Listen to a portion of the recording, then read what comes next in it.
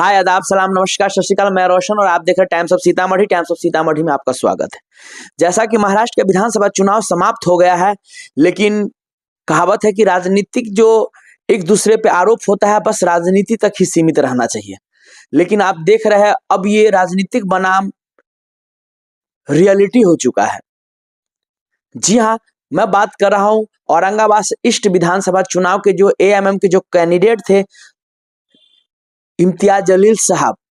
अब जैसे चुनाव समाप्त हुआ, उन्होंने चुनाव के जो परिणाम आए उस पे उन्होंने एक शायरी क्या पढ़ा, उसके बाद तो तमाम हलचलें इतनी बढ़ गई है कि जितने जो कैंडिडेट इम्तियाज जलील साहब के खिलाफ खड़े थे सब कमिश्नर के यहाँ पहुंच रहे हैं और अनर्गल बातें बोल रहे हैं, बहुत ओछी बातें बोल रहे हैं, अनाप शनाप इम्तियाज जलील साहब के बारे में बातें कर रहे हैं। आज अभी मैं आपको एक ऐसा वीडियो दिखाने जा रहा हूं, रियली देखना चाहिए कि कैसे जो वंचित बहुजन समाज पार्टी के जो कैंडिडेट थे अफसर खान, जो लोकसभा चुनाव में ही 69,000 वोट लाए थे। जी हां, और वही विधानसभा चुनाव में भी वो खड़ा हुए थे अफसर खान साहब। वो भी इम्तियाज जलील पे इतने अनाप शनाप बोले हैं, मुझे लगता है ये वीडियो देखना चाहिए। वाकई में अगर उन्होंने जो शायरी पढ़ा है वो गलत नहीं पढ़ा, इम्तियाज जलील साहब ने बिल्कुल सही कहा है यार। ये कैसे अनाप शनाप उसके बारे में आरोप लगा रहा है कि ऐसे किया जा रहा है, इतनी अभद्र भाषा का इस्तेमाल किया जा रहा है। अफसर खान, आपने देखा लास्ट वीडियो में कि कैसे अब्दुल गफ्फार कादरी साहब अभद्र भाषा का इस्तेमाल किए ओवैसी साहब के बारे में, वैसे ही सेम अफसर खान साहब इम्तियाज जलील साहब के बारे में भाषा का इस्तेमाल कर रहे हैं। आप देखिए ये वीडियो। आज हम लोग कल भी सीपी ऑफिस आए थे, हमारे बड़े भाई डॉक्टर गफ्फार कादरी साहब, हमारे शाहीन पठान उम्मीदवार, शकीला पठान उम्मीदवार, और हमारे एसपी मगरे साहब, अशरफ, अजहर, नदीम ममदानी, तमाम लोग। और एक उन्होंने बहुत गलत हरकत नदीम ममदानी के साथ की थी, उनको उठाकर ले जाके उन्होंने किडनैप करके लेके गया था, उनकी वीडियो बनाई थी नंगी, और वो भी हमने साहब को सारी डिटेल बताई। साहब ने बोले कि आप उस पर एप्लीकेशन ला कर दो, हम उसके ऊपर भी कार्रवाई करेंगे, अगर जो गलत हुआ है उनको इंसाफ देने का काम करेंगे। हम इंसाफ देने के लिए बैठे हैं। और हमने परसों से जो उस शहर में वो नौजवान बच्चों को उस्सारा है, उचकारा है, उनको पंपिंग करके हमारे जितने भी उम्मीदवार पूर्वों के थे उनके खिलाफ बोल रहा है कि हम इनकी डॉक्टर साहब की वजह से हरे, ये अफसर खान की वजह से हरे, बाजी की वजह से हरे, तमाम लोगों की वजह से हरे।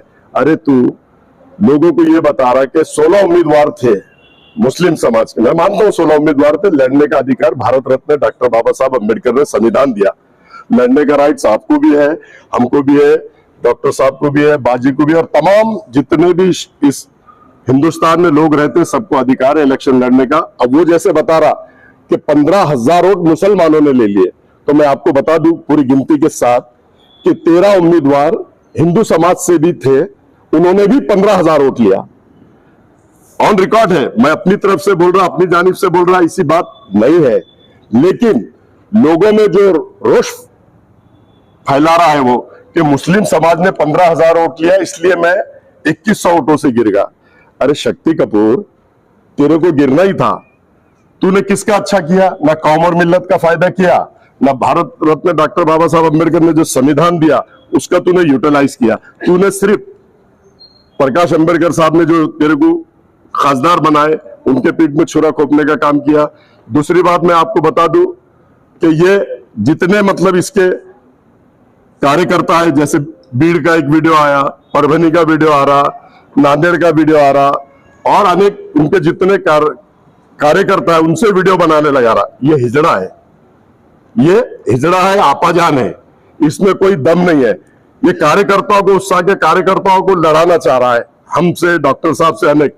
हम भी पूरी तरह सक्षम है, और अगर तेरे में दम है तो तू, तेरे दोनों बेटे, तेरा भाई और तेरे भाई के दोनों बेटे ऐसा मिलके तुम आओ ना। लोगों में क्यों हमारा कोई नौजवान साथियों से कोई हमारा झगड़ा है नहीं, नौजवान साथियों को हम बोल रहे नहीं, लेकिन ये नौजवान साथियों को जो उत्साह है, नौजवान साथियों को जो पंपिंग कर रहा है, बाहर के कार्यकर्ताओं को कर रहा है, तो मेरा तेरा चैलेंज है, तेरी पूरी फैमिली आगे लेके आ, तू आ जा, तेरा भाई आ जा, तेरे बेटे आ जा, उनके बेटों को डाले, उसके बाद बात करना।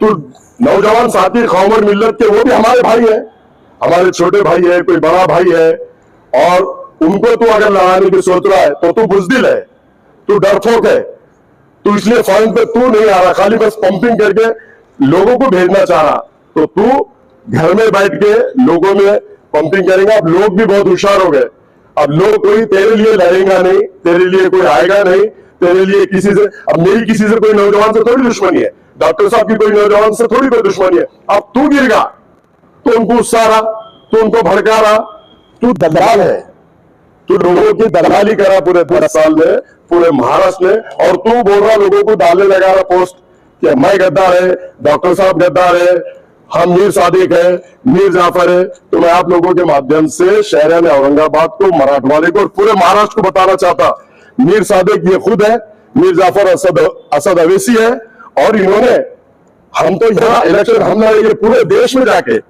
इलेक्शन लड़ रहे, मीर सादिक और मीर जाफर का काम ये कर रहे, कौम के गद्दार और दल्ले ये दोनों है, स्पष्ट आपके माध्यम से कहता हूं। सो आपने देखा कैसी अभद्र बातें इम्तियाज जलील साहब के बारे में की जा रही है, आप समझ सकते हैं।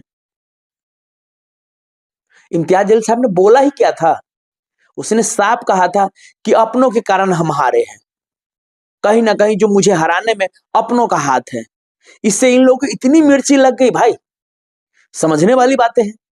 खैर कोई बात नहीं है, इम्तियाज जलील साहब हिम्मत नहीं हारे हैं और चुनाव वो लड़ेंगे। अभी विधानसभा की चुनाव, अब दिल्ली की तैयारी हो रही है दिसंबर से। जी हाँ, जिसको जो बनना है, जिसको जो आरोप लगाना है लगाते रहे, ये इम्तियाज जलील साहब का कहना है, क्योंकि मैं तो आगे बढ़ूंगा ही। इम्तियाज जलील साहब का साफ कहना है कि दुनिया जलती है तो जलने दे, आग हम नहीं लगाई है, आदमी मरता है तो मरने दो, अपनी खुदाई है। अब भैया हम आगे बढ़ रहे हैं, हम चुनाव लड़ रहे हैं, और उसमें तुम लोग को तकलीफ हो रहा है, तुम लोग कहां से फंडिंग किए जा रहे हो, किसके द्वारा आ रहे हो, तुम्हें कौन भेजता है मेरे खिलाफ आने के लिए मैदान में, वो सब मुझे मालूम है। लेकिन कोई बात नहीं है, समय साथ नहीं दे रहा है। जिस दिन समय साथ देगा, अपनी भी बारी आएगी, तब हम तुमको बताएंगे कि पॉलिटिक्स और राजनीति कैसे की जाती है। आपने देखा कि 2019 के लोकसभा चुनाव में औरंगाबाद ईस्ट से सांसद बने थे, तो उन्होंने जैसे मौका मिला उन्होंने 5 साल में अपनी करामत दिखा दी, और वहीं से घबराए हुए, डरे हुए हैं लोग कि भैया किसी भी तरह इसको हराना है, और वहीं फाइनली मकसद में कामयाब हो गए। विशेष आप लोग का इस पे क्या कमेंट राय विचार, आप लोग कमेंट करके जरूर बताइएगा। तब तक के लिए बाय बाय, टेक केयर, देखते रहिए टाइम्स ऑफ सीतामढ़ी।